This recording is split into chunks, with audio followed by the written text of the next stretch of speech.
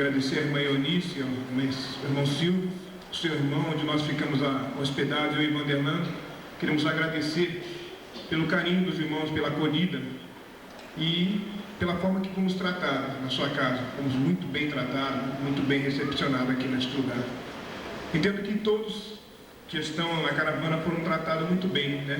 Acho que aqui a igreja traz exemplo de um, faz exemplo de todo, né? Porque esse é o corpo de Cristo, essa é a família de Deus. Somos gratos por isso. Eu não gosto de testemunhar sobre a minha vida, mas eu sei que nós precisamos falar do amor de Cristo Jesus. Uma forma de transmitir as verdades de Cristo é falar do que Ele fez por nós. Eu tenho um texto que gosto de guiar meu testemunho, e se encontra em Filipenses 3,13, nos diz o seguinte, até o verso 14. Irmão, quanto a mim, não julgo que haver alcançado, mas uma coisa faço: esqueço-me das coisas que para trás ficam e avanço para as que estão diante de mim.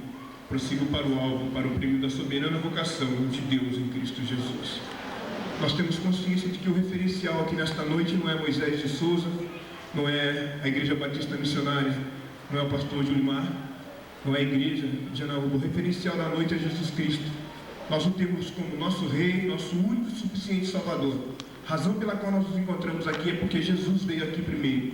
É porque Jesus está operando uma obra de salvação no mundo. Eu tive a infelicidade de, aos 9 anos de idade, conhecer as drogas. Eu sou natural de São Paulo, eu nasci na cidade de Guaratinguetá, e com os 9 anos de idade eu fui residir em Taubaté. Infelizmente, quando eu entrei no primário, eu tive a infelicidade de, no colégio, conhecer as drogas. Se existe um lugar onde os jovens podem conhecer as drogas, são os colégios. Existem outros lugares também, como boates, barzinhos, mas um dos lugares, um dos pontos principais onde os traficantes tentam fazer suas vítimas são os colégios. Eu mesmo tive a experiência de fazer vítimas dentro do colégio.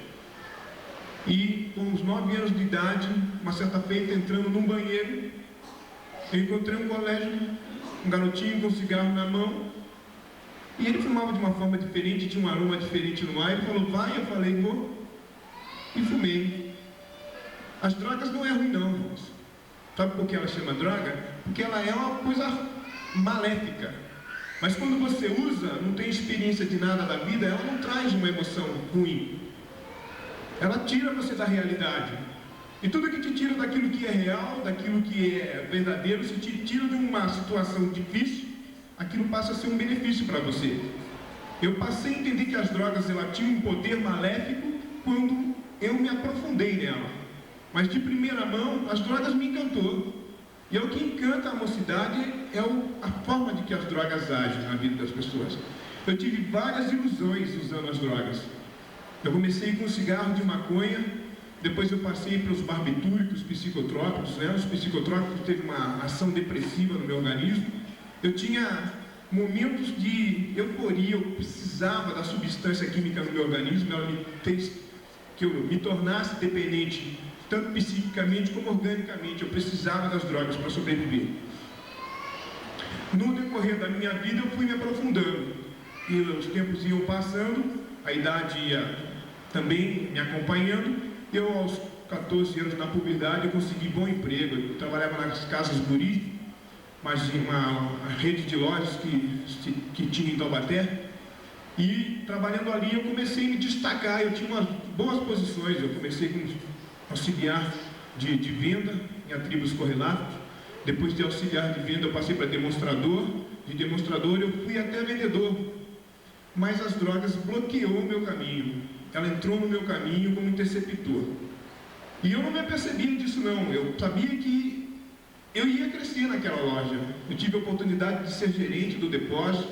Eu ia crescer naquele lugar, mas as drogas bloqueou o meu caminho. Ela foi um agente ruim. E ela sempre será um agente ruim na vida do seu usuário. E daí para diante eu comecei a depender daquilo para sobreviver. Se eu tinha que trabalhar, eu precisava de drogas. Se eu tinha que estudar, eu tinha que estar drogado. Só que ela foi entrando na minha vida de uma forma muito agressiva. Ela foi me dando desânimo. Às vezes eu usava droga, e quando saía era para sair para trabalhar, eu não aguentava.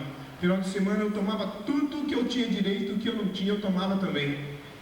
Eu cheguei a consumir 40 comprimidos diários. Eu fumei já 50 gramas de maconha, o que vale a 20 cigarros por dia. Eu consumi, nesse espaço de tempo, eu consumia 12, 13 litros de álcool por dia. As pessoas podem olhar para lá e dizer: isso é brincadeira, isso é mentira. Eu tomava um depressivo chamado Retivan. Eu tomava, a média era 2 comprimidos, eu tomava 12, eu tomava o vidro todo. Eu achava que eu era grandão, eu podia tomar todo o vidro, né? Porque o organismo não ia ter problema não. Ele travava os meus dentes, aí eu começava a tomar o álcool para relaxar. Eu tomava 4 litros de vinho e depois tomava mais 4 litros de velho barreiro. Além de ter a função das drogas no meu organismo, eu tinha um problema também de possessão demoníaca. Eu absorvia, né, os espíritos demoníacos. Eu tinha 8 demônios no corpo. E aquilo foi me aprofundando, foi me levando a um estado de degeneração, de afastamento da sociedade. Eu não tinha mais uma relação social com ninguém, me distanciou do meu lar. Eu, com aos 14 anos, saí de casa, vivia perambulando pela vida. O fato de eu usar drogas me fez também entrar no mundo do crime, da marginalização. Eu precisei muitas vezes empunhar um revólver para poder sustentar o meu vício. Eu não tinha força para trabalhar, eu não tinha como conseguir o dinheiro, e a forma mais fácil de subtrair o dinheiro era tirando de uma outra pessoa que trabalhava. Então eu arrumava 2 ou 3 colegas, ficava sabendo de alguma casa que estava alguém que tinha viajado, pulava para dentro e ia lá assaltava. Se existia alguém dentro da casa, nós entrávamos com tudo, rendia aquelas pessoas, a deixava amarrado, e subtraía o que era deles e íamos vender para comprar as drogas. Eu cheguei a fazer uma oferta feita no valor de hoje, um roubo de 10 mil reais. E no dia que eu cheguei com aquele dinheiro, o dinheiro de roubo é um dinheiro maldito mesmo. No dia que eu cheguei com o dinheiro de roubo na boca de fumo que eu ia trocar com cocaína para comandar o tráfico de droga em Taubaté, o rapaz que estava comandando o tráfico lá me encostou um revólver na cabeça e falou: se você não sumir daqui, eu estouro a sua cabeça agora. Então ele entrou fácil para mim e saiu fácil também. O fato de eu ter a possessão demoníaca me fazia de mim uma pessoa muito violenta. Eu agredia as pessoas.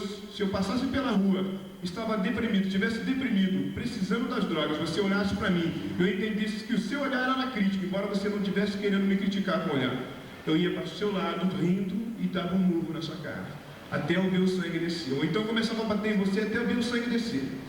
Lembro que uma oferta feita de depressão, de droga, soube de um rapaz que tinha estrupado uma menina de 6 anos. Eu até hoje lembro do estado desse cara, quando ele caiu na minha mão. Eu tenho na mente a forma como eu deixei ele no chão.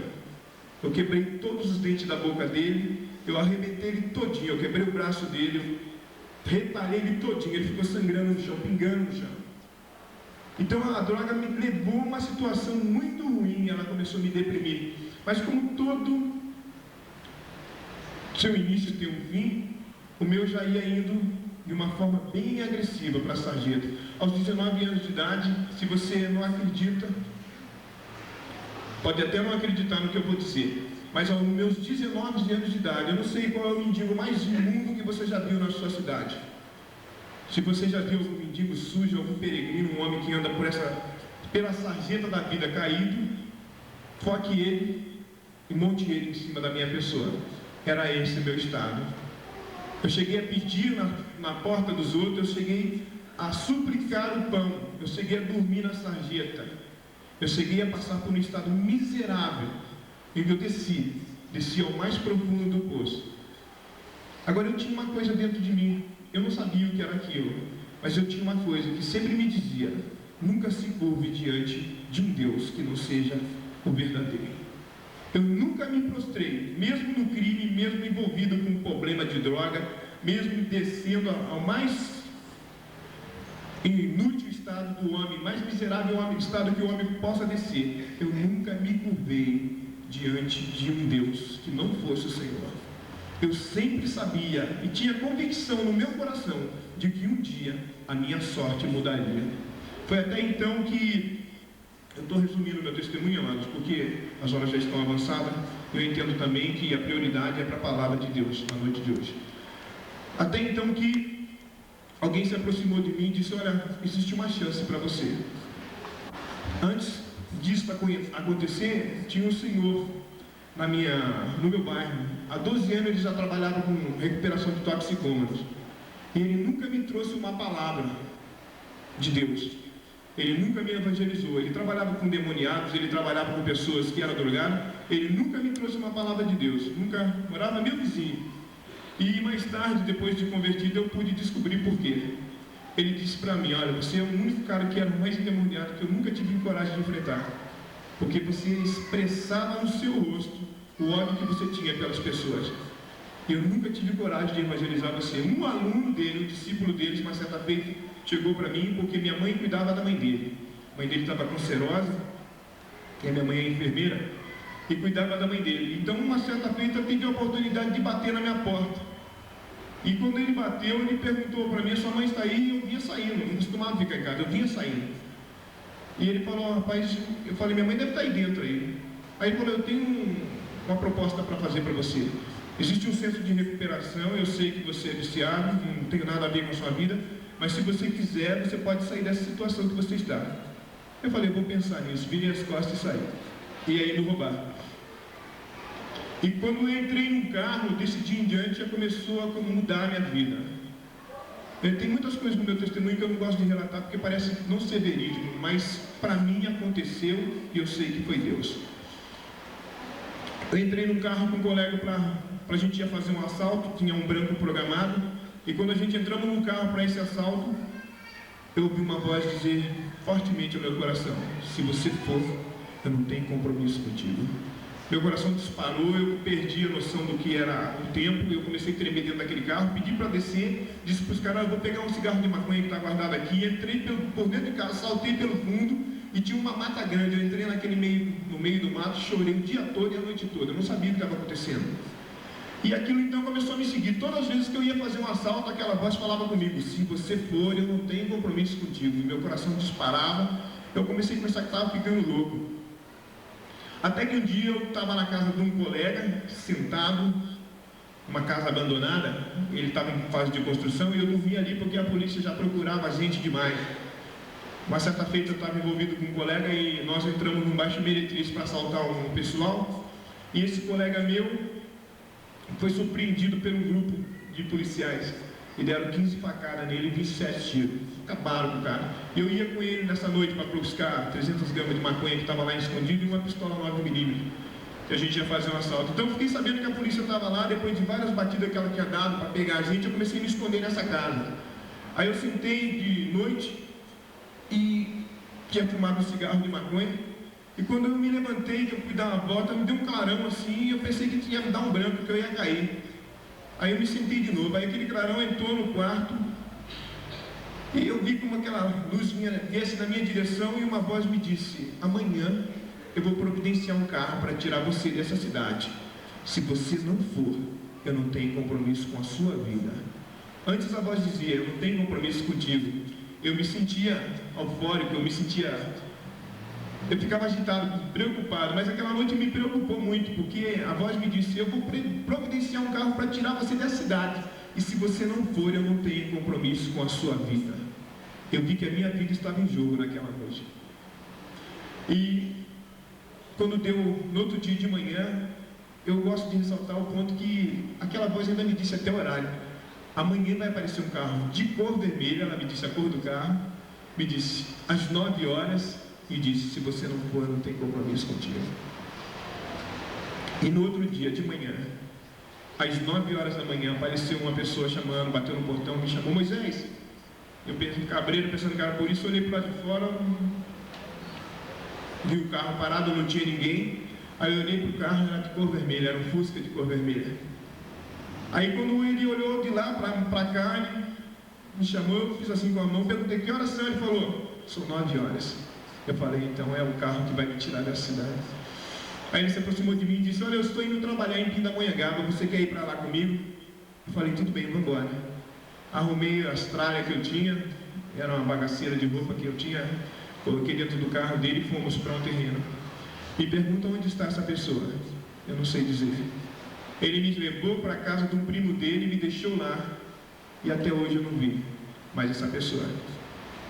Ele me deixou na casa de uma pessoa crente, um irmão da Assembleia de Deus. Eu passei 2 meses dentro da casa desse homem, com baseado de cigarro dentro da carteira. Uma voz dizia, fuma, e a outra dizia, não fuma.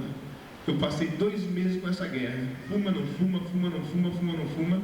Um dia de noite, sem conhecer a Deus, eu achei de joelhar no quarto onde aquele irmão me deu para dormir. Eu sofri muito naquele lugar, mas Deus tinha um plano em cima disso.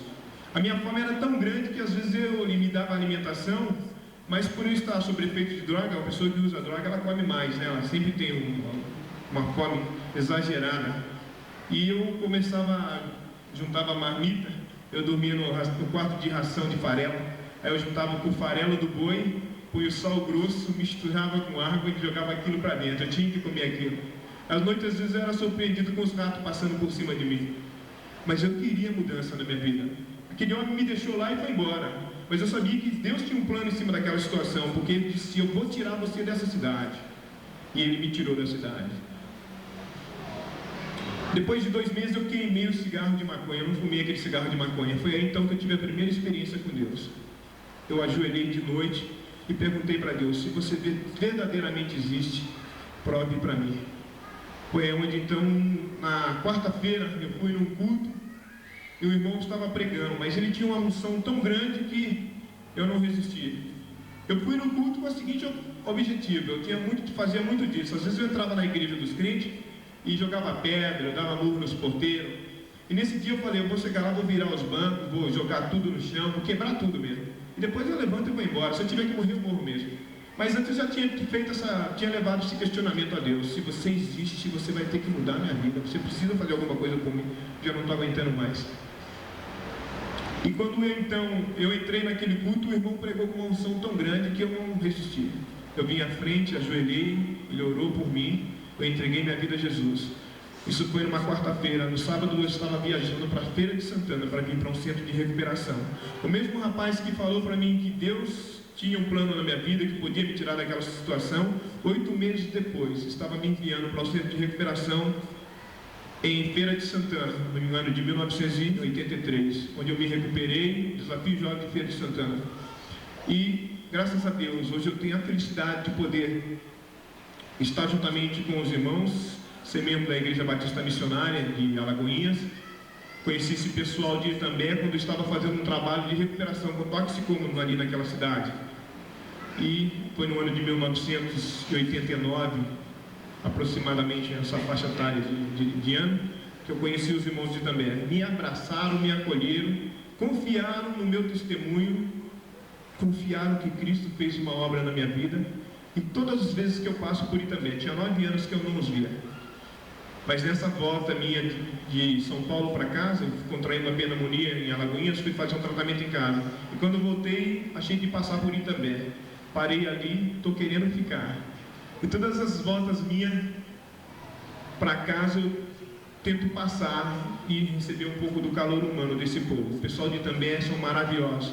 Se você quer ver um testemunho de crente, de pessoas comprometidas com Deus, vá até Itambé. Eu sei que vocês aqui têm também esse compromisso, são comprometidos com Jesus. Eu conheci ele antes de vocês e sei que o pessoal de Itambé é testemunho de Jesus e são verdadeiros. Eu quero agradecer a Deus pela oportunidade e pedir aos irmãos que continuem orando por mim. Eu preciso retornar a Alagoinhas e definir minha vida lá ao lado do meu pastor. Eu não estou com vontade de voltar para trabalhar com recuperação de toxicômano. Eu já trabalhei 9 anos dentro desse trabalho. Essa última vez que eu estive com trabalho de recuperação, eu dei meu tempo integral para Deus, 9 anos de serviço. Nunca reivindiquei nada de Deus. Ele sempre me sustentou, sempre esteve comigo. E eu preciso definir minha vida em termos ministeriais. Eu tenho uma aptidão também para o Evangelho, no ministério da Palavra de Deus. Eu sei que o Senhor está comigo nessa situação, tenho a minha convicção e estou orando a Deus. Quero que os irmãos me ajudem em oração. Sei também que aqui tem um centro em fase de pré-abertura, né? Então, para se abrir um centro de recuperação. Amados, eu quero colocar vocês, diante de vocês. Vocês têm consciência de que não há verba para trabalhar com 40 pessoas dentro do centro de recuperação de vocês? Trabalhem com 30. Se não tem como trabalhar com 30, trabalhem com 20. Não com 20, 10, 5, 1. A Bíblia Bíblia diz que há festa no céu quando um pecador só se arrepende. Então trabalhe com uma pessoa, se você não pode trabalhar com 10. Mas trabalhe, abra um centro de recuperação. Isso é de grande valor. Existem pessoas aqui dentro dessa igreja que eu sei que foi testemunha viva do amor de Deus, porque se encontraram com Cristo Jesus dentro de um centro de recuperação. Deus em Cristo abençoe a todos. Obrigado. Amém.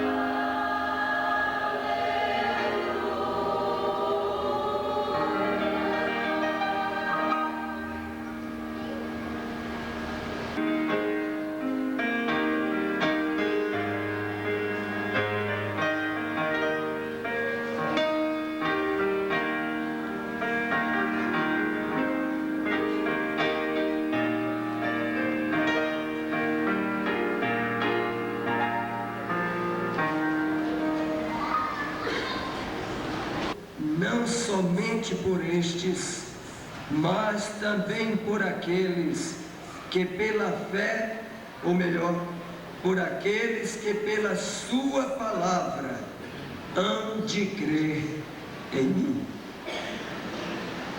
Meus amigos, meus irmãos também em Cristo Jesus, esse texto nos fala sobre aqueles que ainda não são, mas que por certo deverão ser.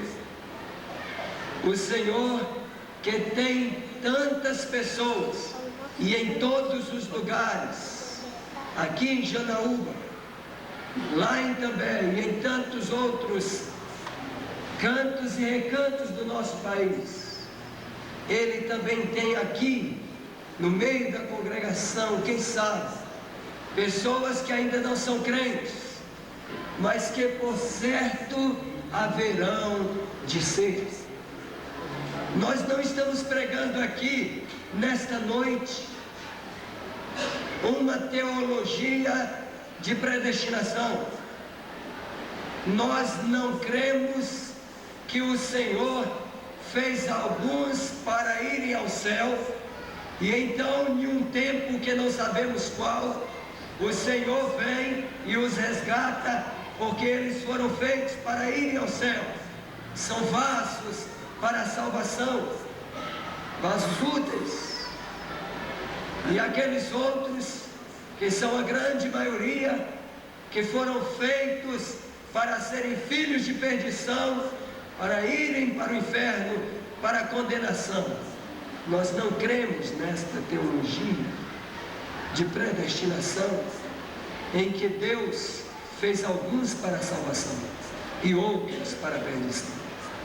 Mas nós cremos sim que o Senhor Deus fez todos para a sua glória e também fez a sua semelhança.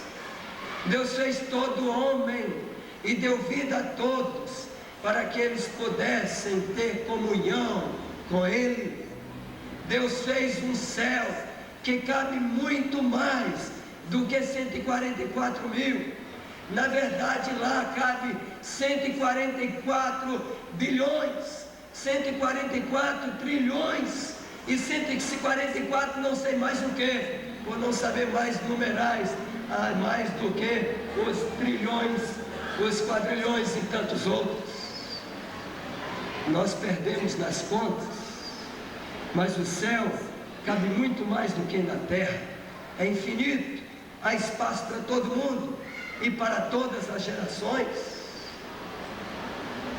Mas nós cremos que este homem que foi feito para a glória de Deus desobedeceu ao Senhor no pecado de Adão e Eva, quando eles preferiram seguir a sua própria vontade, sua própria cobiça, do que realmente seguir as orientações de Cristo Jesus.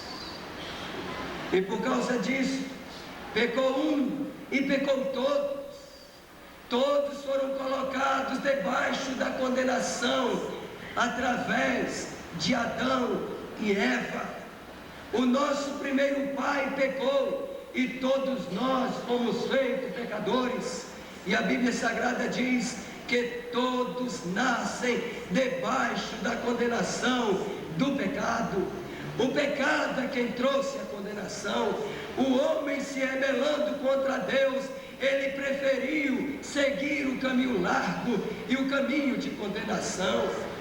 Mas por certo, meus queridos amigos e queridos irmãos, a palavra de Deus também nos diz que todo aquele que buscar ao Senhor em espírito e em verdade, o Senhor está pronto para ajudar, está pronto para atender, está pronto para estender as mãos. Os seus ouvidos não estão tapados para que não possa ouvir. E diz a Escritura Sagrada que Deus está perto de todos aqueles que o buscam em espírito e em verdade.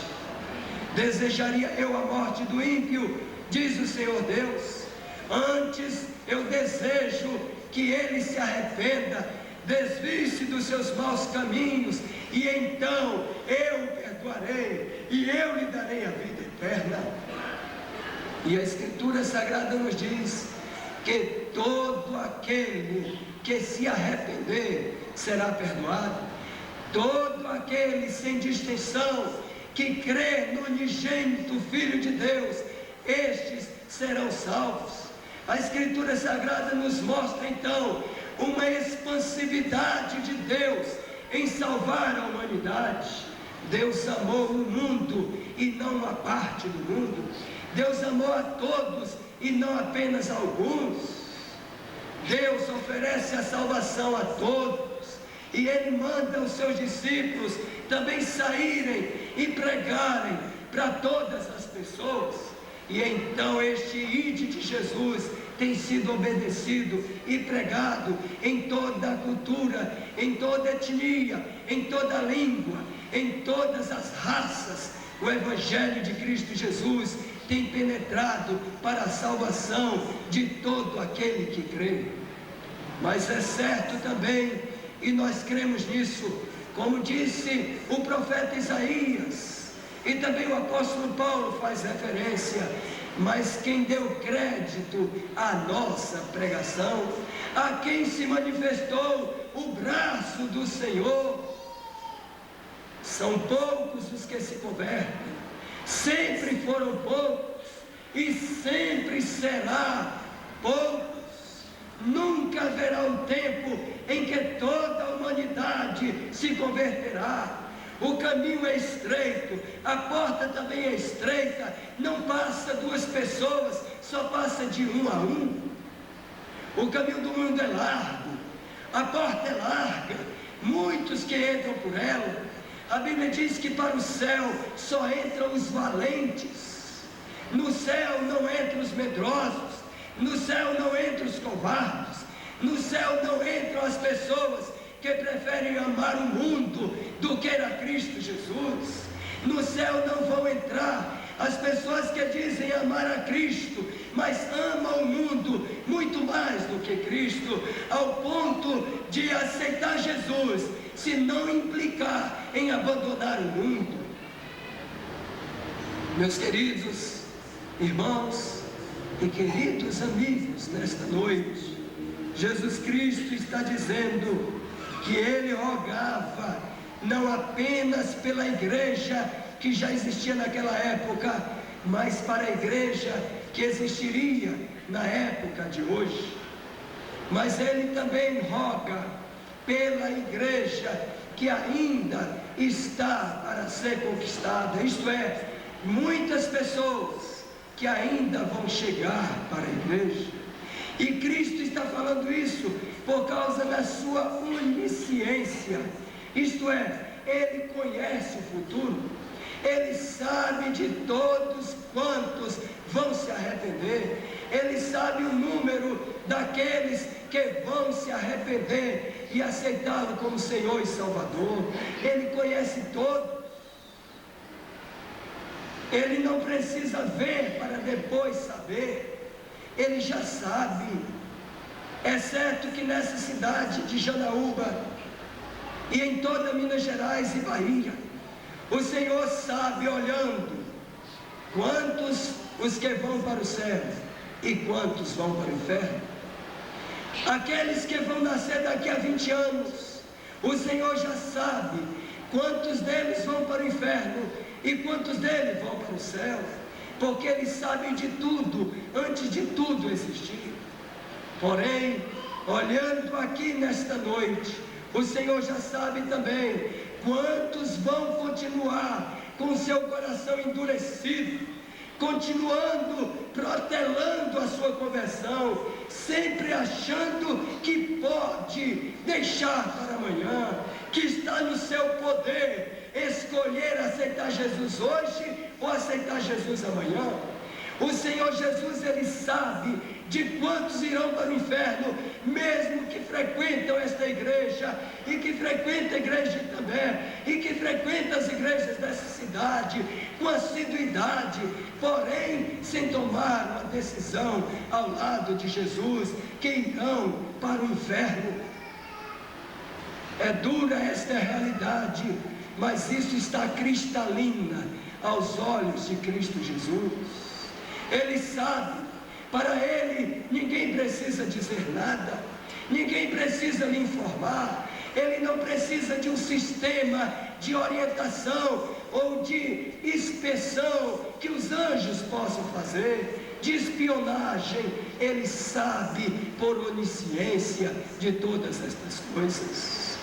Meu querido amigo, minha querida amiga que está aqui nesta noite, a você não pertence a vida, a você não pertence o dia de amanhã, você não é dono nem da sua própria casa, você não é dono dos seus próprios filhos, você não é dono da própria indumentária, da sua vestimenta, você não é dono da sua respiração, você não é dono dos órgãos que funciona, que bombeia o seu sangue ao mais importante, que é o seu coração.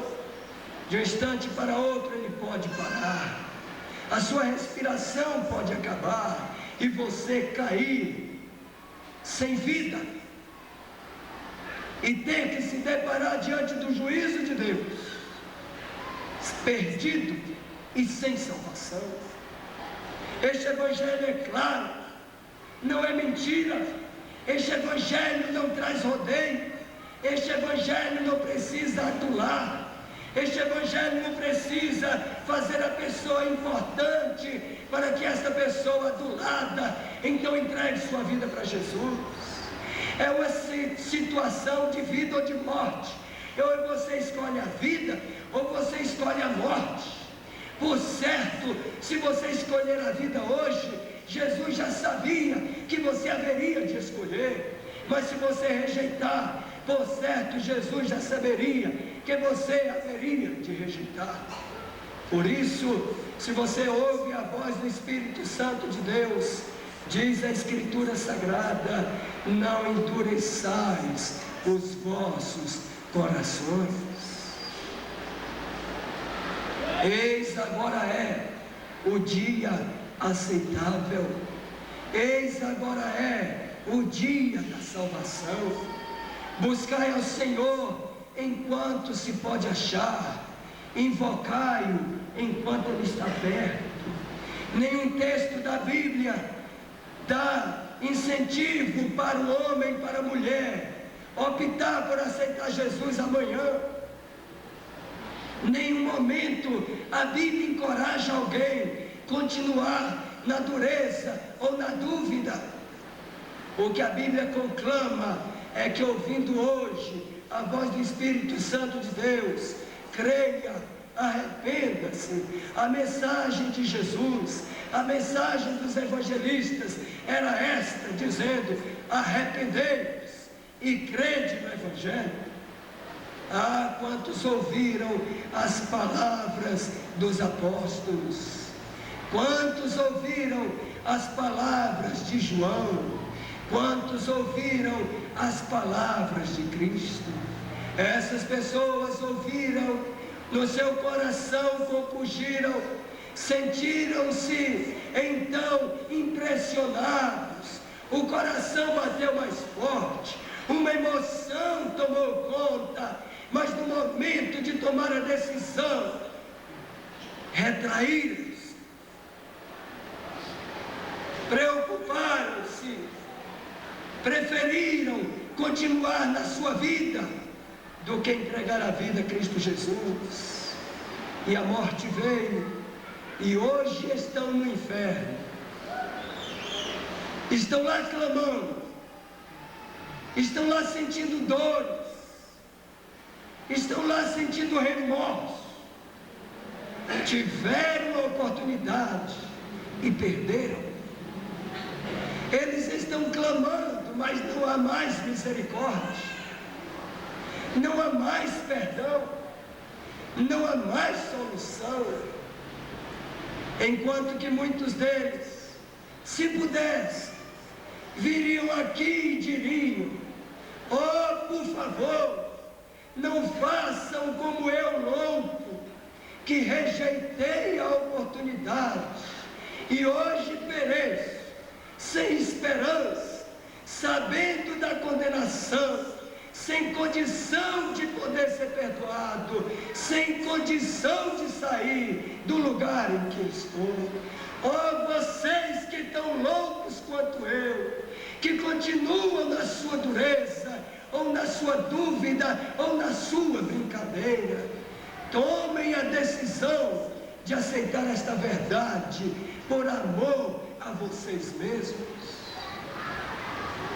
Mas por certo, mesmo que viesse aqui alguém que já morreu e que esteja no inferno para dizer a dureza do inferno, aqueles que Jesus já sabe que não aceitará, continuará tão duro nos seus corações, que mesmo com tal aviso, continuam seguindo para o caminho de perdição. Por isso que o Senhor Deus nos responde na parábola do homem que morreu e foi para o paraíso, e daquele que morreu e foi para o inferno. Ele disse: mande que alguém fale para os meus amigos, para não virem aqui. E então a palavra de Deus foi: eles têm lá as leis e os profetas. Se eles não ouvem os profetas, por certo não ouvirão nem mesmo quem já morreu e voltou à terra. Meu querido amigo, este evangelho é verdadeiro. Este evangelho já tem 2000 anos, continua salvando muitas pessoas e continua sendo rejeitada pela maioria delas. Mas o certo é, no dia em que Cristo abrir na sua glória nas nuvens do céu, e então os anjos em trombetas estiverem tocando, e que os crentes subirem ao encontro de Jesus, haverá choro, ranger de dentes, pedidos para que montes caiam sobre as suas cabeças, querendo se esconder nas cavernas, mas não há chance. Ninguém pode fugir da ira de Deus, e o juízo virá. Isso lhe faz sentir medo? Não é esse o nosso propósito. Nós não queremos que você tenha medo, porque medo não salva ninguém. O que nós estamos querendo é que você compreenda a seriedade do Evangelho e a seriedade da sua alma, e nesta noite, quebrante o seu coração, renda-se a Cristo Jesus, que lhe amou, que ama você, mesmo sendo miserável pecador, mesmo sendo ingrato como eu também sou. Ele também me amou, sendo que eu não merecia nada. Ele também te ama, e Ele morreu numa cruz. O seu sangue derramou ali para purificar os seus pecados. Você só faz Ele sofrer mais quando você continua rejeitando a verdade. Mas aqueles que têm o aceitado, têm lhe dado alegrias por se converter, aceitando Cristo Jesus como Salvador. Ó, você que está aqui na igreja e que já vive aqui na igreja há tanto tempo, que conhece já tanto o Evangelho, mas até hoje não entregou de fato sua vida inteiramente a Cristo Jesus, para que Ele seja o seu Senhor. Nesta noite, renda-se aos pés de Cristo e o aceite como Senhor e Salvador e único mediador da sua alma. Que Deus tenha misericórdia e que esta noite seja a noite da sua salvação. Amém. A palavra está com o pastor.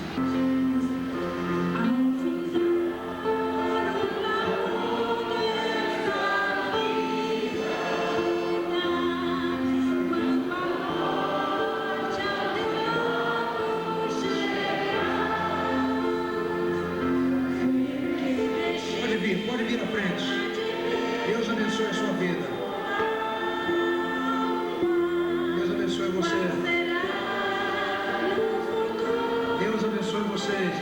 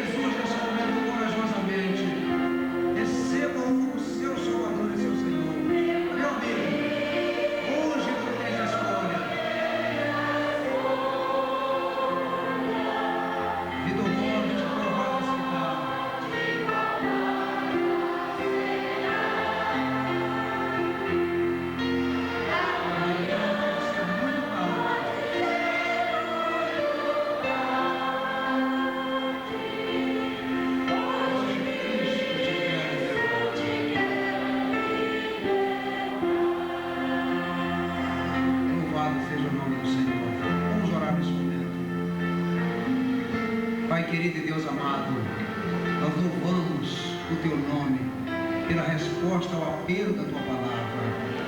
Pai querido, nós Te louvamos pela mensagem que ouvimos aqui nesta noite. E nós queremos pedir, Deus, colocar diante do Senhor estas pessoas que à frente vieram, que a partir de agora, decididos e diante de Jesus, o Senhor estará escrevendo o nome delas no livro da vida. Ó Deus querido, nós as colocamos diante do Senhor e pedimos, bendito Deus, tão somente que o Senhor esteja, bendito Deus, as abençoando, as fortalecendo, as guiando diante das possíveis lutas e dificuldades. Meu Deus querido, nós colocamos-nos diante do Senhor como igreja do Senhor, para que tenhamos sabedoria vinda dos altos céus, para trabalhar com estes novos irmãos. Ó Deus, os abençoes, os dirija, os guardes, os fortaleças na força do Senhor e na força do Teu poder. Obrigado pela vida do Teu servo, pastor Jorival, que foi instrumento usado nas Tuas mãos para nos trazer este recado da Tua palavra. Nós Te louvamos, Te adoramos e Te rendemos graças em o nome do Senhor Jesus Cristo. Amém, Senhor. Pelo carinho, pelo apoio e a hospedagem que nos deram lá na sua casa. Deus abençoe também o irmão Valdeci e a família Alves pela recepção de ontem à noite. Hoje meio-dia, o irmão Daci, Irene, muito obrigado. E agora à noite, né, também a hospedagem maravilhosa na casa do seu Hélio e da nossa irmã em Cristo Jesus, que tivemos o privilégio de evangelizar e hoje está firme no caminho do Senhor. Que Deus abençoe a todos vocês e lhes conceda a graça que vem de Cristo Jesus. Nem se está acenando ali, eu quero saber o que é. De um mineiro que passou 15 dias lá. O mineiro se sentiu bem, porque também foi bem recebido. Nós colocamos ele no lombo de um cavalo e ele foi pregar o evangelho na roça. Ele pregou lá nos cantos e recantos do nosso município e nos ajudou na formação de uma congregação ali, irmãos de Messino. E em nome da igreja nós queremos agradecer. Em nome da igreja também, agradecer a igreja de Janaúba por ter concedido o irmão que é uma bênção e nos ajudou muito evangelizando ali. E foi uma bênção também para a igreja pregando e na vida de cada irmão que hospedou.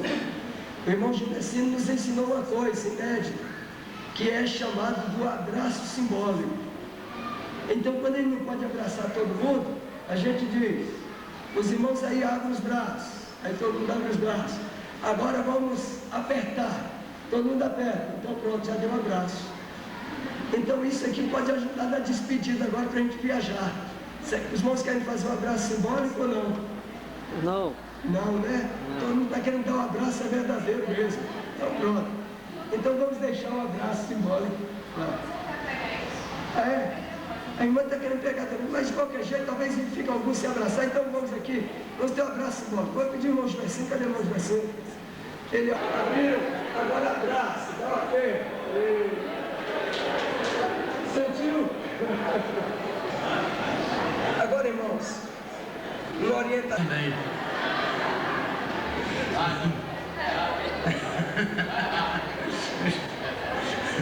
Falava do irmão Milton, que dizia, ele já está começando a aprender coisa de mineiro.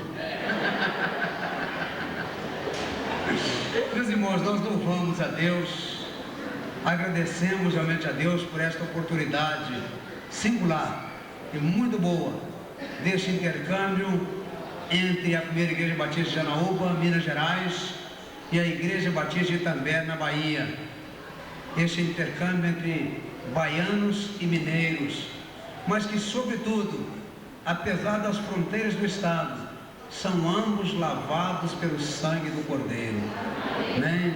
Nós louvamos a Deus por isso e nós queremos agradecer de todo o nosso coração à Igreja Batista do Itambé, ao seu pastor, o pastor Jorival, por tudo aquilo que nos proporcionaram aqui durante este final de semana. Agradecer realmente pelos cânticos, pela peça teatral, pelas mensagens, enfim, por tudo que nos trouxeram em termos espirituais e também em termos de afeto fraterno, de amizade. Nós agradecemos, nós louvamos ao nosso Deus. Estamos já com saudades dos irmãos. Estamos entrando em entendimento com o pastor Junival, estamos pensando na possibilidade de estarmos indo a Itambé nos dias, na sexta, sábado e domingo da Semana Santa, no ano que vem. Então vamos amadurecer essa ideia e ver a possibilidade daqueles dias. Vai ser sexta, sábado e domingo da Semana Santa, se não houver nenhuma atividade denominacional, nem do lado de lá, da Bahia, nem do lado de cá, de Minas, e não haver qualquer outro choque aí nesse sentido, nós vamos confirmar essa data, né, pastor? Vamos confirmar essa data para que estejamos montando uma caravana de mineiros para estarem na Bahia, comendo rapadura e farinha. Não é isso que disseram ontem? Então tem sido para nós uma alegria muito grande. Louvamos a Deus por isso. Que Deus esteja abençoando ricamente os irmãos, levando-os debaixo da mais santa paz de nosso Senhor Jesus Cristo. Fiquemos em pé e vamos orar ao nosso Deus. Agradecemos, Senhor nosso Deus, por esta oportunidade de intercâmbio entre a nossa igreja e a Igreja Batista do Itambé, na Bahia.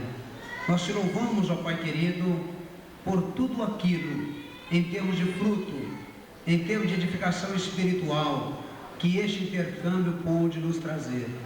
Louvamos-te, ó Deus bendito, pela tua direção, pela tua graça, pelo teu cuidado, pelo teu favor, pela tua misericórdia exercida para com cada um de nós durante este período.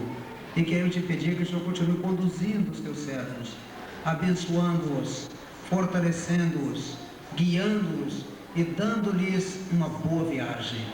Ó Deus, e agora que o amor de Deus, nosso Pai, a graça salvadora de nosso Senhor Jesus Cristo e as benditas consolações do Espírito Santo de Deus esteja sobre todo o povo de Deus, agora e para todo sempre.